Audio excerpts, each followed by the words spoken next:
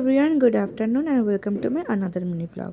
সকালবেলাতে কোনো ভিডিও করা হয়নি, তাই ব্লগটা আমি দুপুরবেলা থেকে স্টার্ট করলাম। দুপুরবেলা মানে 12টা নাগাদ থেকে। আর এই কদিন এতটাই গরম পড়েছে, তাই মা একটু পুদিনার শরবত করে দিয়েছিল আর খেয়েছিলাম। আমার খাটের অবস্থা খুবই খারাপ ছিল। আর আমি প্যাকিং করছি কেন তোমরা নিশ্চয়ই ভাবছো, কারণ আমি যাচ্ছি ঘুরতে। 2026-এর ফার্স্ট ট্রিপ। কোথায় যাচ্ছি সেটা কিন্তু বলবো না, সেটা থাকবে সারপ্রাইজ। আর সেটা দেখতে হলে আমার অ্যাকাউন্টটা কিন্তু সাবস্ক্রাইব করে দিতে হবে। আর আমি যাচ্ছি 10 দিনের ট্রিপে, তাই অনেকগুলো তো জমা নিতেই হবে। মেন আমি একটা জায়গায় যাচ্ছি না, ওই দিনই 10 দিনের মধ্যে আমি অনেক জায়গাগুলোই ঘুরবো। সো যত তাড়াতাড়ি দেখে মনে হচ্ছে আমি তাড়াতাড়ি করে প্যাকিং করেছি, কিন্তু একদমই না।